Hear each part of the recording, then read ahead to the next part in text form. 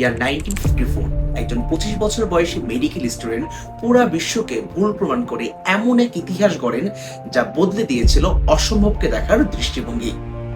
মূলত ওই সময় চিকিৎসক এবং অ্যাথলেটরা মনে করতেন 4 মিনিটের কম সময়ে 1 মাইল দৌড়ানো একজন মানুষের পক্ষে ফিজিক্যালি ইম্পসিবল। এটাকে তারা বলতেন দ্য 4 মিনিট ব্যারিয়ার। কিন্তু এই হিউম্যানলি ইম্পসিবল কাজটাকেই যিনি সর্বপ্রথম সম্ভব করে তুলেছিলেন তিনি হলেন রজার বেনস্টার। তিনি 1954 সালের 6 মে ইংল্যান্ডের অক্সফোর্ডে মাত্র 3 মিনিট 59.4 সেকেন্ডে 1 মাইল দৌড়ে প্রমাণ করেন যে আসলে এটা অসম্ভব ছিল না। কিন্তু সবচেয়ে মজার বিষয় কি জানো, তার এই রেকর্ড টিকে ছিল মাত্র 46টা দিন। এরপর অস্ট্রেলিয়ান একজন দৌড়বিদ জন ল্যান্ডি রেকর্ডটা ভেঙে ফেলেন। আসলে এত বছর এই কাজটা করা সম্ভব হয়নি, কেননা প্রবলেমটা কখনোই ফিজিক্যাল ছিল না, এটা সবসময় ছিল সাইকোলজিক্যাল, মানুষের মাইন্ডসেটে।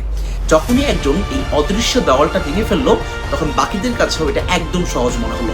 ঠিক একইভাবে আমাদের লাইফেও এরকম অনেক বাধা চলে আসতে পারে। তোমাকে মাথায় রাখতে হবে, তুমি একবার যদি সেই সাইকোলজিক্যাল ব্যারিয়ারটাকে ভেঙে ফেলতে পারো তোমার পক্ষে কাজটা করা একদম সহজ। সো লাইফে যত বড়ই বাধা আসুক না কেন, just believe that you can do it. By the way, আমাদের গল্প কিন্তু এখনো শেষ হয়নি। ল্যান্ডি যখন ব্যানিস্টারকে হারিয়ে দেন এরপর শুরু হয় শ্রেষ্ঠত্বের লড়াই।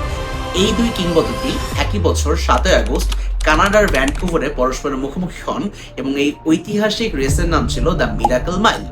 এই রেসে ব্যানিস্টার ল্যান্ডিকে হারিয়ে দেন 3 মিনিট 58.8 সেকেন্ডে। রেসের একদম শেষ দিকে জন ল্যান্ডি কিন্তু এগিয়েছিলেন, কিন্তু ফিনিশিং লাইনের ঠিক কয়েক গজ আগে ল্যান্ডি বাম পাশে ঘাড় ঘুরিয়ে দেখতে চেয়েছিলেন যে ব্যানিস্টার কোথায়। ঠিক ওই মুহূর্তে ব্যানিস্টার ডান পাশ থেকে ল্যান্ডিকে ক্রস করে ফেলেন এবং রেসটা জিতে নেন।